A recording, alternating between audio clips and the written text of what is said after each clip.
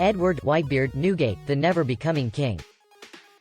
Whitebeard was one of the emperors during the era of Gold D. Roger. At this point, we can assume Shaki was also one because he had the largest fleet. When Roger died, Shaki said to Whitebeard that this age was essentially his, as Shaki himself had lost his fleet due to being imprisoned.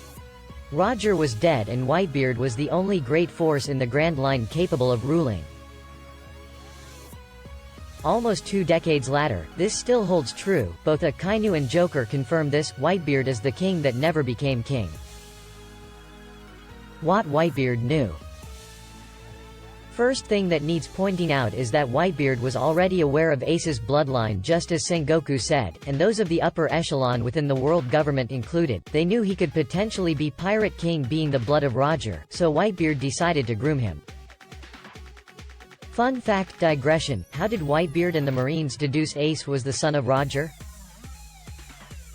The D initial is something that the world government tried to suppress as conceal from public knowledge.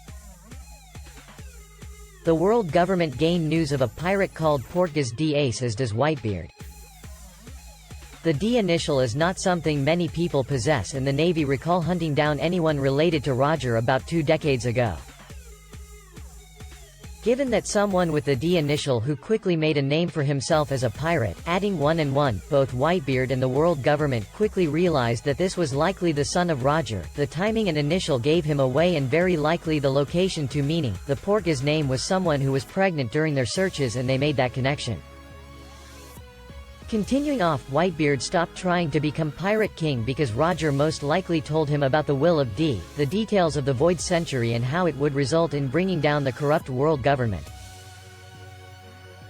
This is why when Shaki sojourned on Whitebeard's ship, after Roger's death, Shaki said it's Whitebeard's age, but Whitebeard told him to shut up because he no longer was interested in becoming Pirate King. Quite the coincidence. Whitebeard must have believed Roger's story and decided becoming Pirate King was not something he needed to pursue any longer. He surely believes this prophecy will come to pass, which is why at his death, he proclaims its existence to encourage others to continue pursuing after One Piece, to make it both difficult for the world government in their role as antagonists and to facilitate to the fulfillment of the prophecy. The more pirates go to the Grand Line, the less control the world government have over the world. Whitebeard: someday, one will arise who will challenge the world, and shoulder centuries of history. Sengoku, you and the world government fear the great war that will come to this world one day.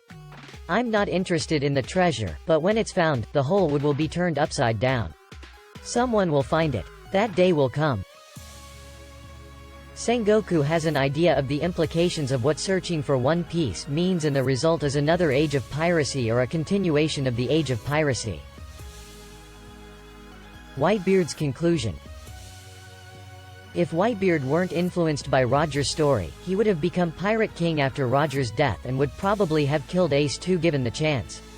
I believe it's because he knew the significance of One Piece that he decided to rear Ace up to be Pirate King rather than to hate him for being the son of his enemy like so many people did. We can also see he did the same on behalf of Luffy because he saw he had the potential to be the one Roger was speaking of in this prophecy spoken, and more so since Ace died. Asterisk theory by H. Psyche.